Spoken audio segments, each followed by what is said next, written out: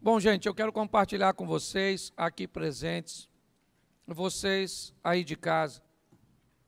Uma das funções da igreja, ela exerce muitas funções, é verdade. Mas uma das funções da igreja é buscar instruir as pessoas a estabelecer um relacionamento sadio para com Deus. E como é que nós fazemos isso e a partir de que isso acontece? Instruindo essas pessoas através da palavra de Deus, para que elas consigam entender e ir amadurecendo. O relacionamento de Deus ou com Deus, ele é crescente. O relacionamento com Deus é aquilo que vai, é aquele relacionamento que ele vai evoluindo gradativamente. E quanto mais entendimento nós venhamos ter de como as coisas funcionam para ele, mais fácil fica a nossa vida e as nossas decisões.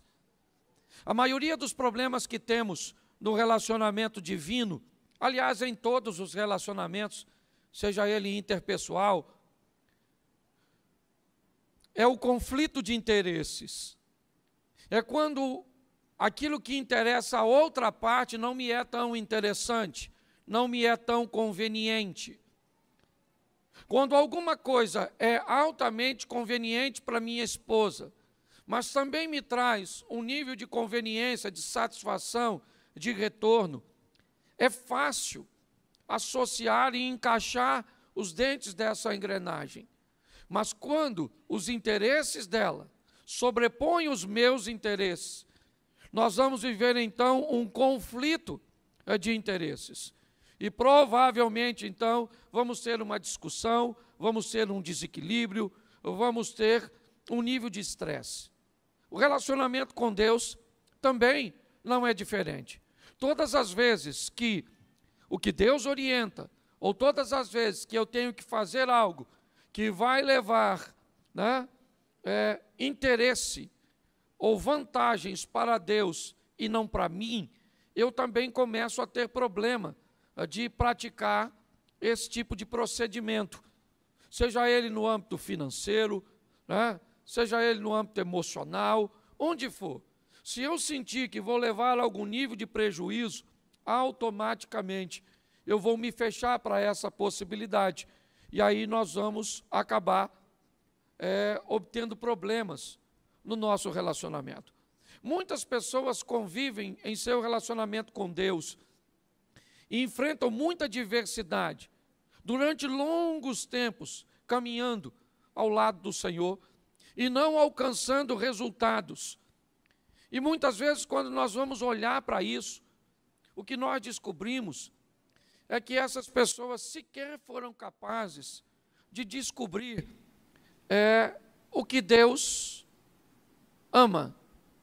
E se descobriram o que Deus ama, muitas vezes não conseguiram amar.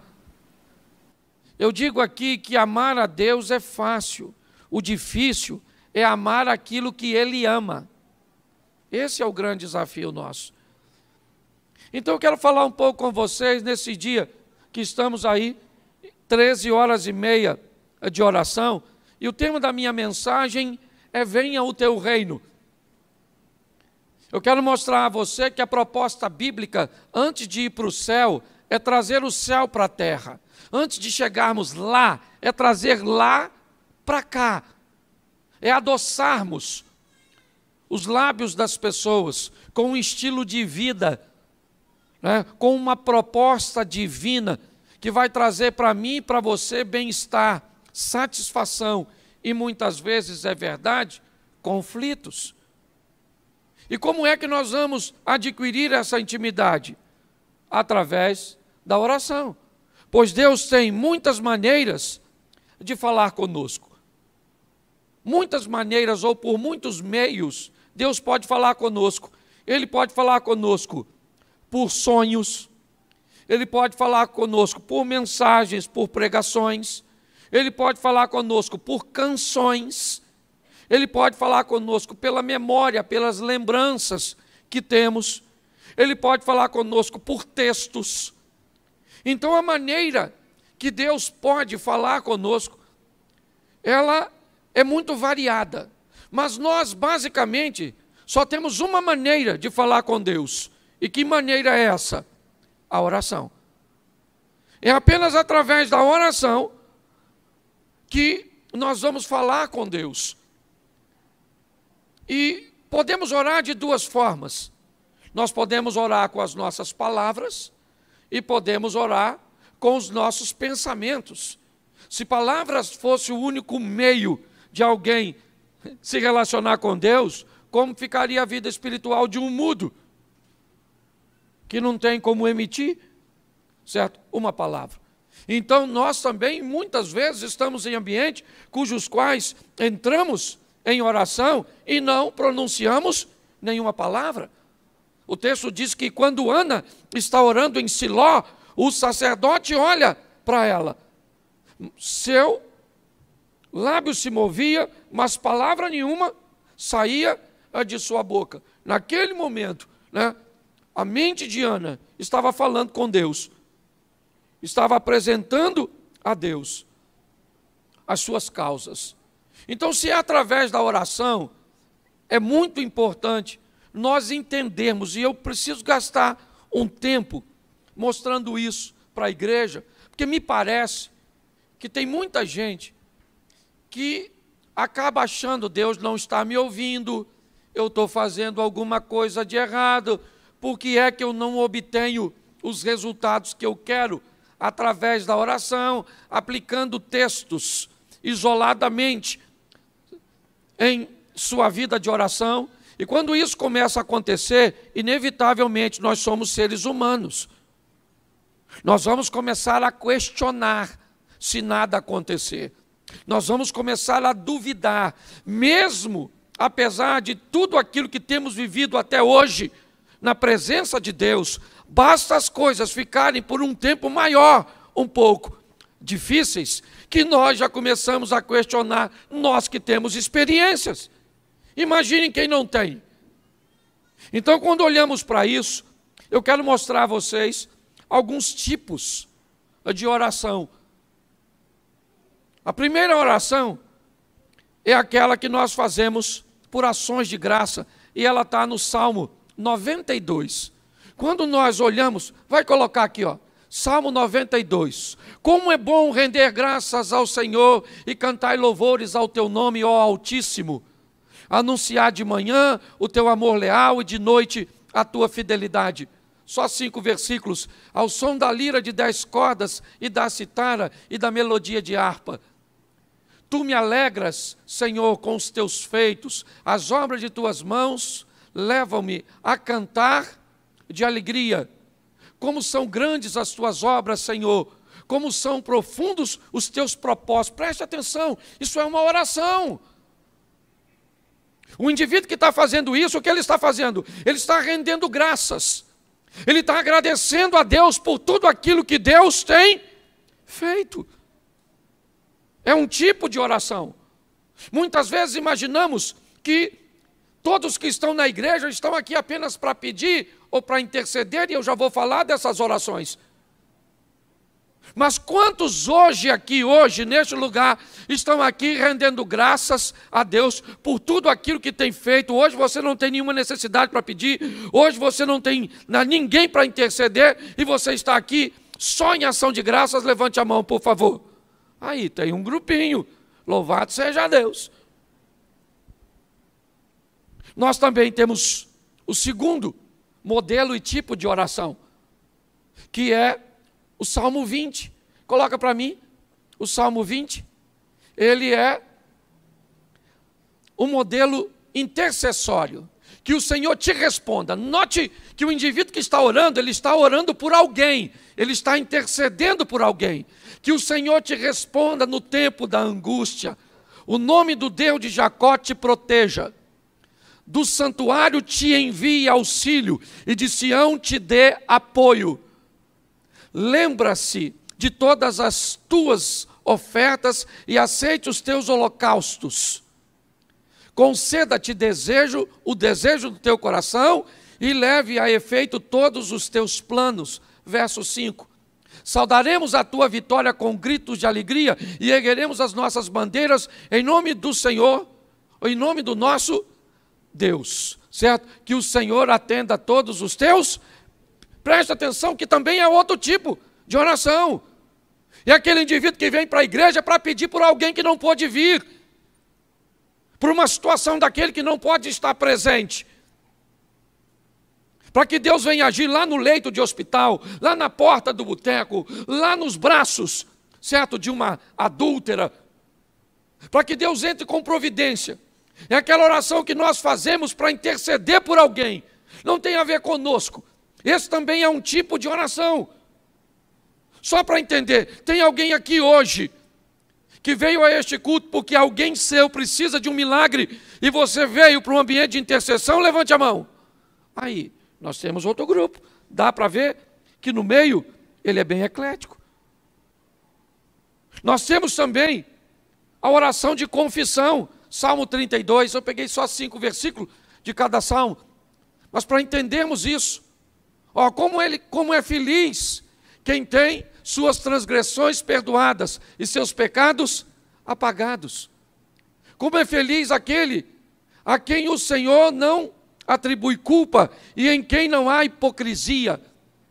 Enquanto eu mantinha escondidos os meus pecados, o meu corpo definhava de tanto gemer. Pois dia e noite a tua mão pesava sobre mim, minhas forças foram se esgotando como em tempo de seca. Verso 5. Então reconheci diante de ti o meu pecado e não encobri as minhas culpas. Eu disse, confessarei as minhas transgressões ao Senhor e tu perdoaste a culpa do meu pecado. Preste atenção, que esse é o terceiro modelo. Que modelo é esse, pastor? O modelo de confissão. É aquela oração que eu venho me derramar diante de Deus e venho dizer para Ele quem eu sou de verdade, e muitas vezes vocês não sabem o que existe no meu íntimo, o que existe no seu íntimo, e nós vamos nos apresentar a Deus, às vezes, né, com ações de graças, para agradecer. Muito obrigado a Deus por tudo aquilo que o Senhor tem feito. Às vezes nós vamos interceder, Senhor, entra com providência, lá com Isaías, como eu acabei de pedir a vocês, que orassem pelo rapaz. Às vezes com uma oração de confissão, onde você não olha para ninguém, porque eu tenho aprendido uma coisa, gente, na presença de Deus, não dá tempo de olhar para os outros. Quando você vê alguém olhando o defeito do outro, sabe que ele está na presença de qualquer um, menos de Deus. Porque quando Isaías entra na presença de Deus, sabe o que ele diz? Ai de mim, que sou um homem de lábios impuros e habito no meio de um povo de impuros lábios. Quando você conversar com alguém que fala mal dos outros, pode ter certeza que o diabo está por perto. Quando você estiver perto de alguém que reconhece o defeito de alguém, mas está ali buscando levar a pessoa para o caminho, pode saber que o anjo do Senhor está pertinho, buscando ajudar. Então nós estamos aqui diante de uma oração de confissão, onde o indivíduo fala de quem ele é, que fala que confessou suas culpas. Eu separei 5 aqui, Salmo 113, essa é aquela oração de adoração. Ó, louvem, ó servos do Senhor, louvem o nome do Senhor.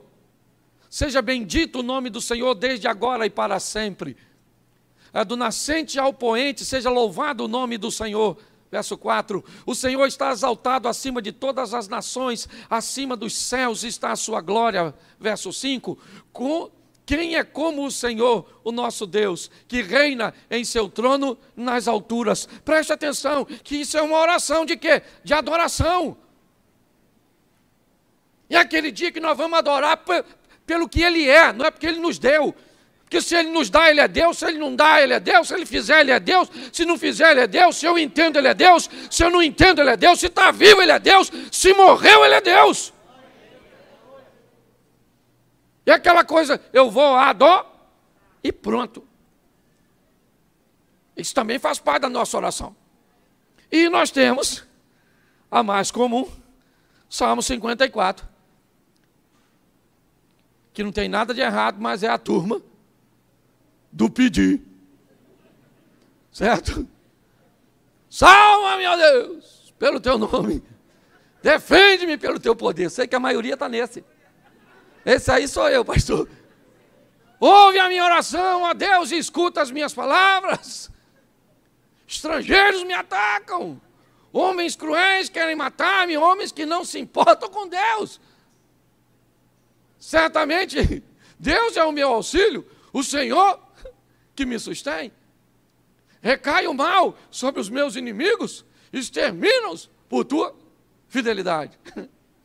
Essa é a oração da petição. Certo? É a turma que veio pedir. Não vou perguntar quantos são, porque sou pastor e aprendi uma coisa. Esse é o maior grupo. Preste atenção. Na minha opinião, todas as orações são ouvidas por Deus. Amém? Porque Ele é onisciente. Antes de nós falarmos, Ele já sabe. Certo? E para mim, todas as orações são respondidas por Deus. Todas. Pastor, não concordo. Tem umas que Ele não responde. Por que não é resposta? Te ensinaram que Deus é uma vaquinha de presépio. E que você, Senhor. Porque se fizer assim, o povo vai embora. E aí nós começamos a usar a Bíblia de forma errada. Então, primeiro eu queria te dizer, de vez em quando chega na igreja para fazer uma oração de ações de graça. De vez em quando faça uma oração intercessória. De vez em quando confessa esses troços ruins. De vez em quando adora e de vez em quando pede. Balanceia o negócio. Então, na maioria das vezes, se não em todas, as orações são atendidas. Certo? Só que Deus também fala não. Poxa, pastor, não queria escutar isso. Pois é. Vê que hoje Deus fala não. Deus fala não, Deus fala não. Um tempo atrás, uma moça falou comigo, pastor, estou arrumando um namorado aí, e o homem já está difícil, e eu estou na idade avançada, nunca dei sorte com relacionamento, eu queria que o senhor orasse aí, para me ajudar nesse negócio, para ver se é de Deus. Eu olhei para ela de uma forma muito simples e disse, minha irmã, está preparado para ouvir o não? Ela falou, o senhor nem orou ainda? Não, mas eu preciso saber se Deus falar não. Se você vai deixar ele, porque senão nem adianta orar. Eu vou orar depois, você vai caminhar do mesmo jeito. Esse dia eu sentei com um casal e falei para o casal assim, ó, não casa, porque o divórcio de vocês vai ser mais prejudicial do que vocês imaginam. O que é que eles fizeram? Me convidaram? Porque virei inimigo. Isso não tem um ano. Eles estão divorciados. Porque tem coisa, gente, que a pergunta não é se vai dar errado. O que vai dar errado a gente já sabe, é só quando. Às vezes a pessoa fala, pastor, vê aí onde é que eu errei. E eu examino a situação e eu descubro que eu tenho que tentar descobrir onde é que ele acertou. Porque ele errou foi quase tudo. Se tiver uma nota menor que 0, ele tirou. Então o que nós precisamos fazer é levar a vida mais a sério. O grande desafio das nossas orações é que quase 100% delas ou são intercessórias ou são de petições. Poucas vezes entramos por essas portas com um propósito único de adorar, de fazer ações de graças. E ainda temos um pouco de confissão, é verdade. Mas a grande maioria é sempre focada em interceder por alguém ou pedir para mim.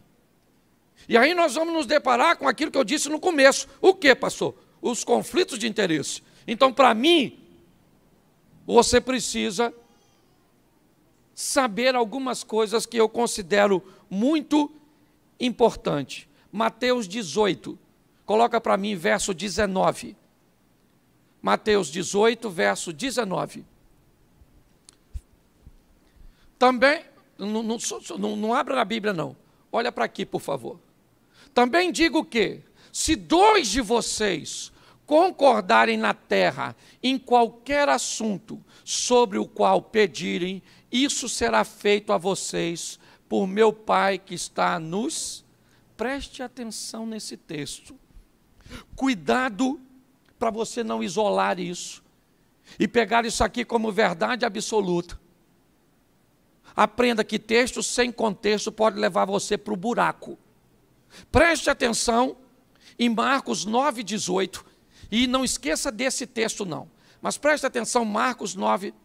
Onde quer que o apanha, joga-o no chão, ele espuma pela boca, range os dentes e fica rígido. Pedi aos teus discípulos que expulsassem o espírito, mas eles não conseguiram. Preste atenção, 2 discípulos estão voltando com Jesus do monte. Este homem pega o filho dele e leva para 10 dos discípulos de Jesus orarem. Não foram 2, lembra do texto anterior? Onde 2 estiverem reunidos e tudo que pedirem, lembra? Só que o texto diz que tem 10 camaradas orando para o demônio sair deste garoto. E o pai do menino diz: eu trouxe para o senhor não estava, eu apresentei seus 10 discípulos, eles oraram pelo menino e o demônio não.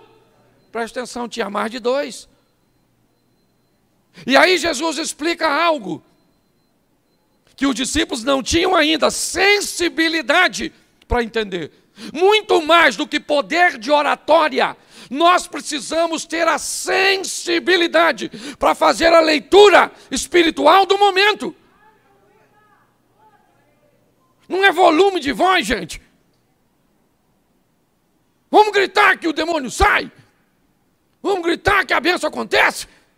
Aliás, eu nunca vi, vou dizer nunca, raras vezes, alguém gritando em oração na Bíblia.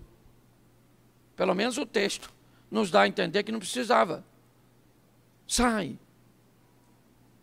Entendeu? Às vezes é só questão de autoridade. Quantas vezes a senhora, às vezes, grita com o seu filho para tomar banho durante o dia? Vai tomar banho, garoto! Vai tomar banho! E o menino não vai. Aí quem é que chega de noite? O pai diz: garoto, vai tomar banho agora. Ele nem gritou. Certo? Pelo menos os homens de antigamente. Os homens de hoje, o filho fala: vai tomar banho, senhor. Né? Mas a turma mais velha sabe que o negócio é diferente. Então preste atenção. Eu preciso que vocês entendam. Eu já cansei de ver gente, reúne o povo e diz assim: vamos orar, porque o que nós pedimos agora aqui, onde 2 ou mais estiverem reunidos, vai devagar, santo varão. Fale com o Eterno primeiro. Senhor, é isso mesmo? Não é? Como é que funcionam as coisas? Que senão você começa a ter o procedimento errado e pedir aquilo que nunca vai acontecer. Nós temos que ter maturidade para entendermos isso. Posso ouvir um amém? Porque Tiago capítulo 4, verso 3 diz, Tiago 4, 3, quando pedem, não recebem, pois pedem por motivos para gastarem seus... Presta atenção. Esse texto diz que pessoas pedem, mas a motivação, ela é errada. E Deus é um Deus que sonda o coração, não o que você está falando. O que move Deus é um coração contrito, um coração quebrantado. E que me parece esse texto aqui, ele quer dizer simplesmente o seguinte: quando você for pedir alguma coisa ou fazer alguma coisa, faça uma observação simples. Veja quanta vantagem o que você pede vai gerar para você. Veja quanta vantagem o que você pede vai gerar para o ambiente coletivo. Veja quanta vantagem o que você pede vai levar de benefício para o reino de Deus.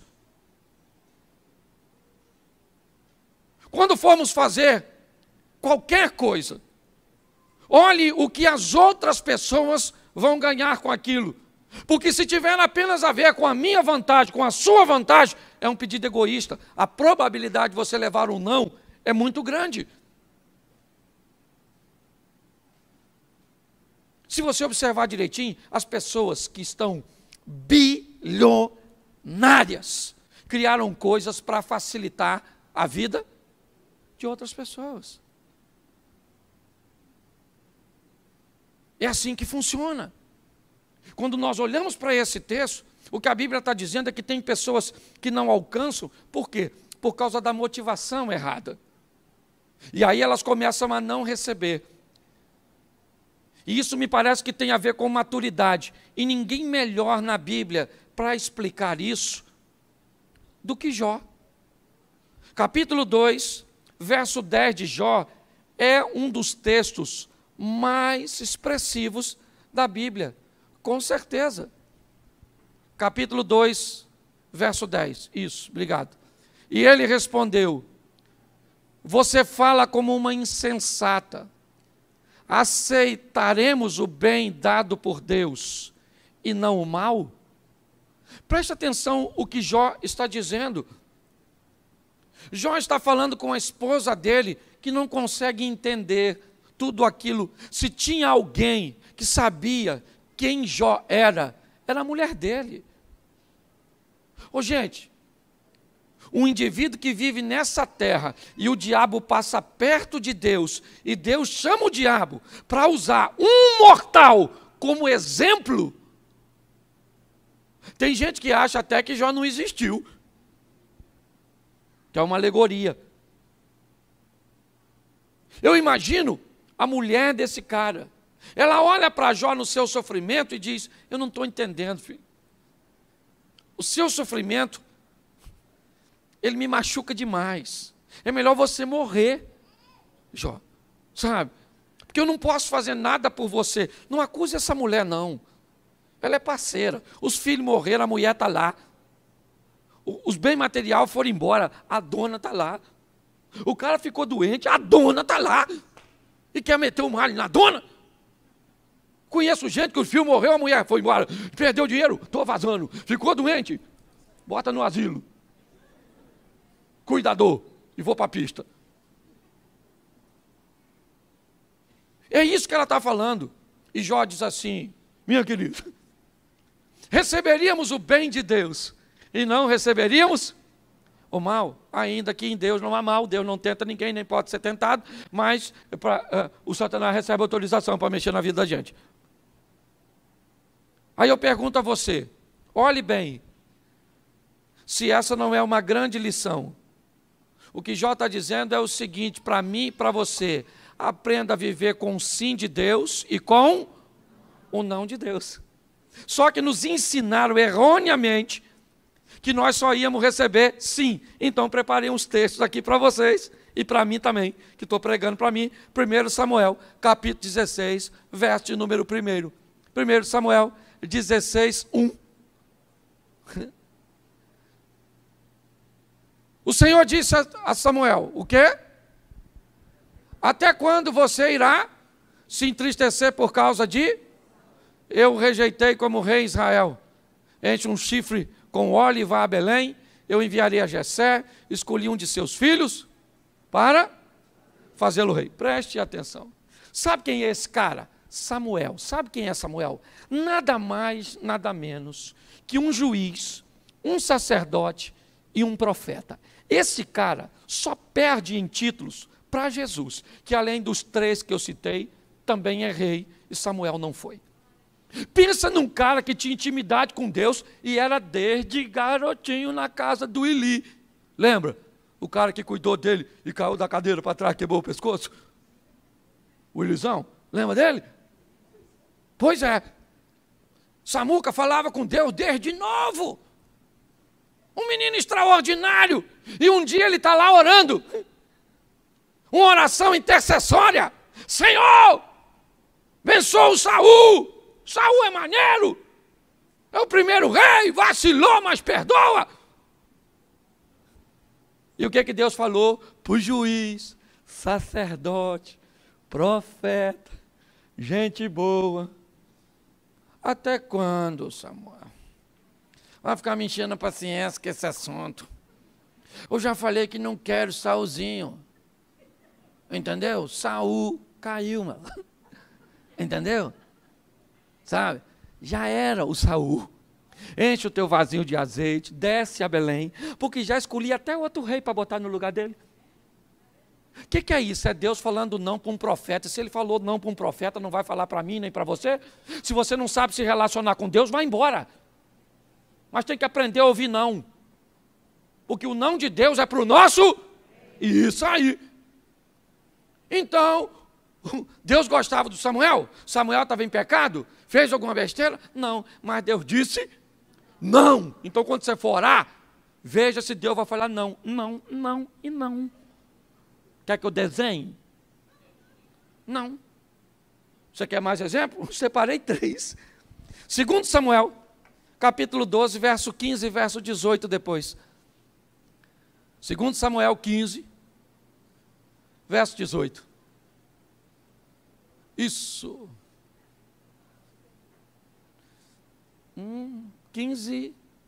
12, 15, perdão. 2 Samuel 12, 15. Isso. Depois que Natã foi para sua casa, o Senhor fez adoecer o filho que a mulher de Urias dera a Davi. Verso 18. Mas deixa o 16, porque vai. E Davi implorou a Deus em favor da criança. Verso 18. Isso. 7 dias depois a criança morreu. Gente, pensa num cara extraordinário. O nome dele, Davi. Certo? Um grande homem, um rei extraordinário, um homem segundo o coração de Deus. O filho do Davi fica doente e o Davi vai para onde? Se tinha um cara que conhecia o endereço de Deus, esse cara era Davi. Lá vai Davi, Senhor, meu filhinho, Senhor, eu vacilei com a Batseba aí, poxa.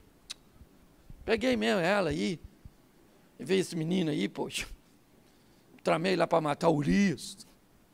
Uns deslizinhos assim. Pô, Senhor, deixa o menino vivo. Menino, Senhor, menino vivo. 7 dias. Ele não come e não toma banho. 7 dias. 7 dias depois, Deus respondeu a Davi. E qual foi a resposta? Não. O menino já bateu a caçuleta. Partiu dessa para melhor. Juntou as canelas. Mas Deus não ouviu Davi? Ouviu, claro que ouviu. Só falou, não vou, acabou. Você está entendendo? Tem oração que parece que a gente não quer escutar. Quando nós vamos orar por um parente nosso que a gente não está afim que morra, mas Deus está afim que morre. Por que o senhor está afim? Porque eu estou. Entendeu? É porque ele não fala com a gente assim, que ele tem educação. Por que vai morrer? Porque eu quero. O dono dessa jossa aqui sou eu. Porque tem gente que parece que é Deus. Ah, Senhor, eu vou aí andar na igreja, mas o cuidado com o que o senhor vai falar comigo, hein? Senão eu vou embora, o senhor vai ver só, o senhor fica sem mim. Nossa, que prejuízo que Deus levou. Você está rindo, mas é sério. E você quer ver o absurdo dos absurdos? Mateus 26, 39. Mateus 26, 39. Indo um pouco mais adiante, prostrou-se com o rosto em terra e orou: meu Pai, se for possível, afasta de mim este cálice. Sabe quem é esse? Orando. E o que ele falou? Pai, isso aí é a minha tradução. A chapa aqui está quente, mano. Os caras estão indo para a reta final. Os malucos aqui lideram, não é? Esse quadrilha lá no Rio de Janeiro. Os caras perigosíssimos. Eles vão me matar. Então, vamos aqui, Fábio. Se der aí, pai. Eu queria morrer assim, não. Poxa. Mas a intimidade era tão grande que a resposta já veio no meio da oração. Ele falou, mas contudo, já que a resposta é essa mesmo, né? Então cumpra assim mesmo, né? Vamos embora. Se não dá, deixa desse jeito. Você sabe quem ouviu a negatividade de Deus? O próprio Jesus. Então, gente, nós temos que ter maturidade. Agora, pastor, o que o senhor está dizendo? Eu estou dizendo que foi a única vez que Jesus ouviu não. Nas outras orações ele chegou a dizer, eu só estou clamando ao Senhor, e eu sei que o Senhor sempre me ouve, sempre me ouve. Ele mesmo disse, Eu sei que o Senhor sempre me ouve. E Ele está ouvindo do mesmo jeito aqui. Só que, na maioria das vezes de Jesus, suas decisões que precediam a oração eram sempre assertivas. A maneira com que Ele conduzia a sua vida era uma maneira magistral.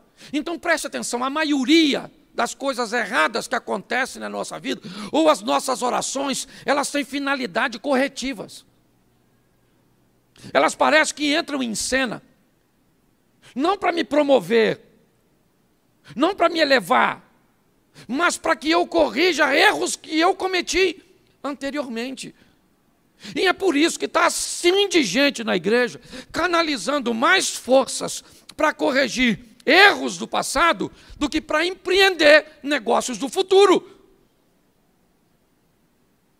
Me parece que é isso que está acontecendo. Porque Jesus é um exemplo de que Deus pode dizer não, sim. Davi é um exemplo de que Deus pode dizer não, sim. Samuel é um exemplo. Mas pega a história dos caras. Os caras são vencedores. Mas, em algum momento, tanto Samuel quanto Davi se equivocam. Jesus não, é um plano divino. O que ele está mostrando aqui é a natureza humana. É o que é seu corpo tentando fugir da dor, da morte. Esse texto humaniza de uma forma sensacional ele. Muitas pessoas não oram porque têm medo da resposta. Então, querido, nunca deixe de orar. Nunca. 1 Tessalonicenses 5. Certo? Orai sem, nunca deixe de orar. Porém, nunca se esqueça de com quem você está falando. Nunca se esqueça. Sempre vai prevalecer a vontade dele. Eu poderia ficar aqui hoje e usar um culto de domingo só para orações como essas duas que eu vou usar como exemplo agora. As mulheres de Atos 12:12, coloca aí, rapidinho. Isso. Percebendo isso, ele se dirigiu à casa de Maria, mãe de João, também chamado Marcos, onde muita gente havia se reunido e estava orando. Preste atenção. Esse é o momento que Pedro é solto. Herodes havia mandado prender a Pedro. Depois de matar Tiago à espada, aquilo agradou. Pedro está preso. Seus recursos não tem como tirá-lo dali. E o que tem? Gente orando na casa de Maria, mãe de João Marcos. E é para lá que Pedro vai. Depois que é liberto. O que é isso? Uma oração que entrou na presença de Deus e Deus ouviu positivamente. Mas qual é a diferença das outras três, pastor? Eram petições do mesmo jeito? De gente que Deus amava, mas estavam pedindo coisas que não estavam no plano de Deus.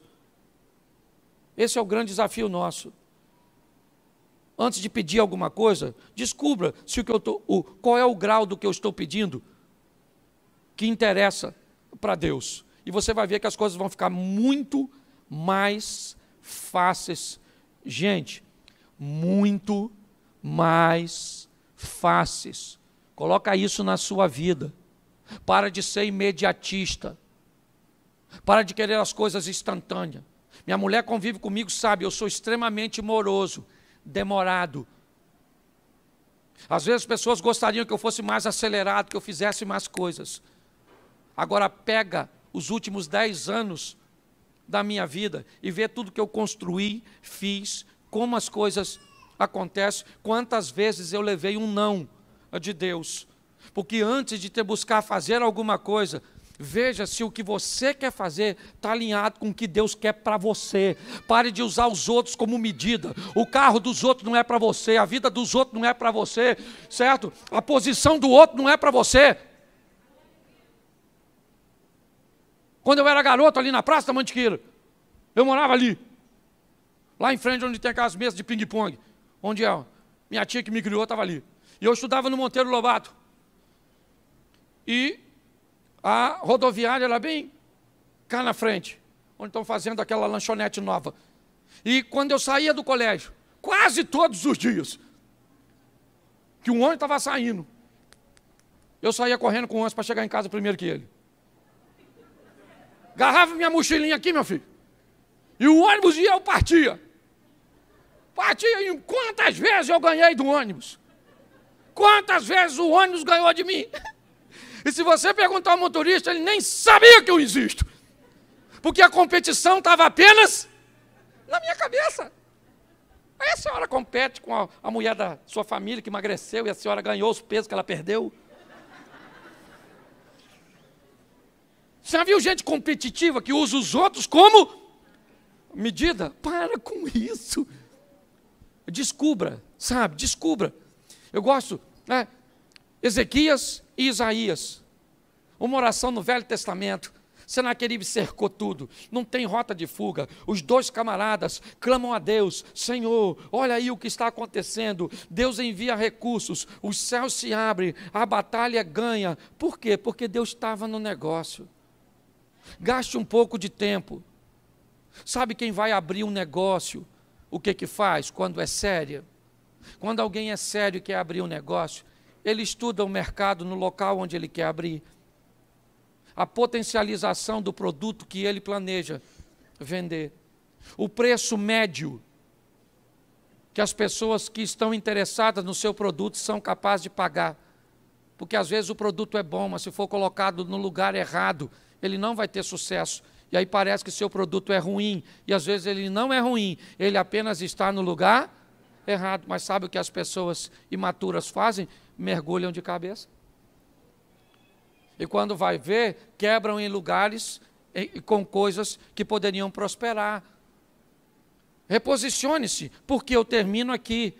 Ninguém melhor do que Jesus para dizer qual é a oração. O Pai Nosso não é uma oração para ser repetida.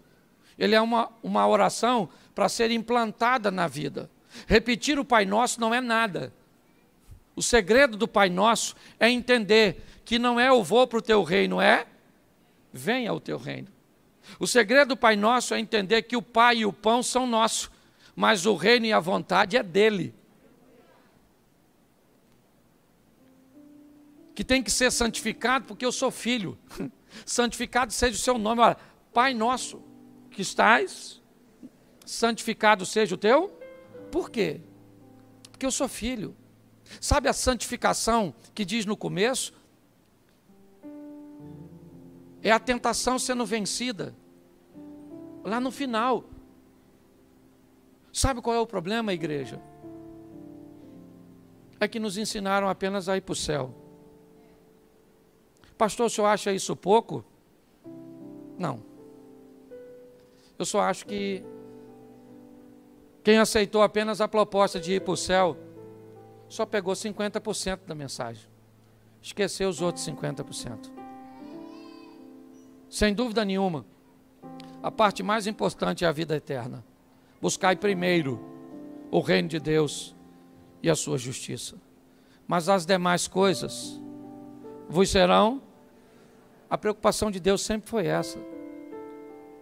Alguém que o ímpio, que o pecador, que o sofrido possa olhar e dizer: esse estilo de vida eu gostaria para mim.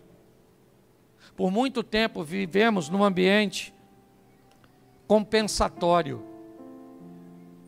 Se você não usa isso, se você não faz isso, se você não vai ali, aí você entra no céu. Não me ensinaram, quando eu me converti, a trazer o céu para a terra.